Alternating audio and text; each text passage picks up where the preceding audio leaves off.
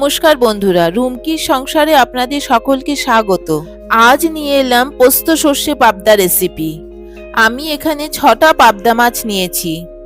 প্রথমে মাছগুলোকে আমি ভালো করে ধুয়ে নিয়েছি। এবার মাছে নুন হলুদ মাখিয়ে নিচ্ছি, সাথে অল্প সর্ষের তেল। তেল মাখিয়ে নিলাম কারণ মাছ ভাজার সময় আর মাছ ফাটবে না।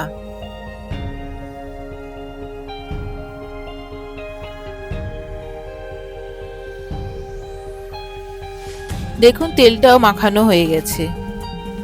এবার আছে কড়া বসিয়ে মাছ ভাজার জন্য সর্ষের তেল দিয়ে দিচ্ছি, আর সাথে একটু নুন। বন্ধুরা, নুনটা দিলাম কারণ মাছ ভাজার সময় কড়াতে মাছ আর লেগে ধরবে না, ভেঙেও যাবে না মাছগুলো। আর এটাই হলো আজকের টিপস। এবার চলুন মাছগুলো ভেজে ফেলি।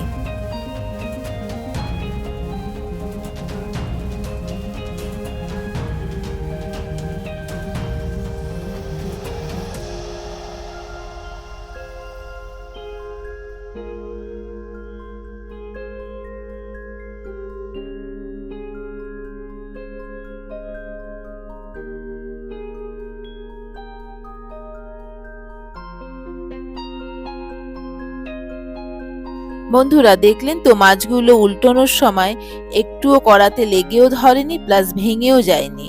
ইজিভাবে উল্টোপিট করা গেল। মাছগুলো ভাজা হতে হতে চলুন কিছুটা কাজ এগিয়ে নিই, মাছের বাটনাটা সেরে নিই।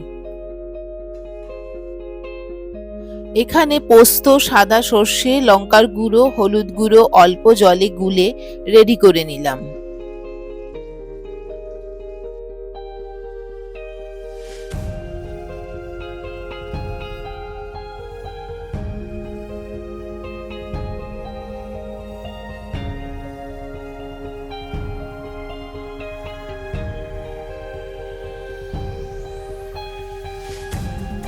আর এদিকে মাছগুলো ভাজা হয়ে গেছে।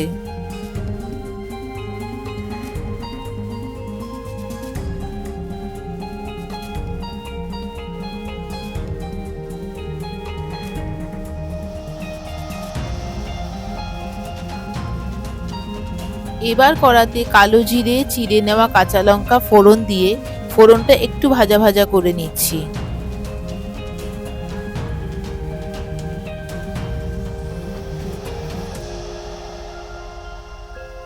দেখুন ফোড়নটা ভাজা হয়ে গেছে।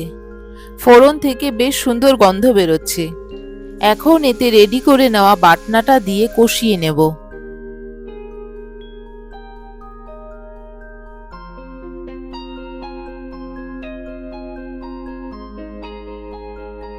দেখুন মশলাটা কষা হয়ে গেছে। এবার এতে আমি বাটনার বাটি ধোয়া জল ও তার সাথে আরো কিছুটা জল দিয়ে ভেজে রাখা মাছগুলো একে একে দিয়ে সাথে পরিমাণ মতো নুন, কাঁচা লঙ্কা দিয়ে নাড়াচাড়া করে ঝোল রেডি হতে দেব।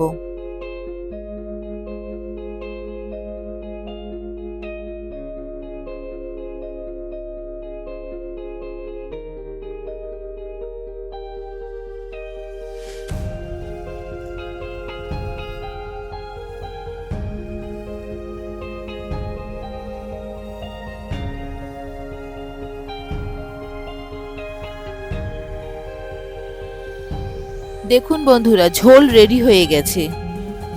এবার এতে আমি কাঁচা সর্ষের তেল ছড়িয়ে গ্যাস অফ করে দিই। তবে এই রান্নাটা গা মাখা হলেই ভালো লাগবে খেতে, তাই আমি খুব একটা ঝোল রাখিনি। আপনারা ইচ্ছে করলে ঝোল রাখতেই পারেন। দেখুন আজকের পাবদা সর্ষে পোস্ত রেডি।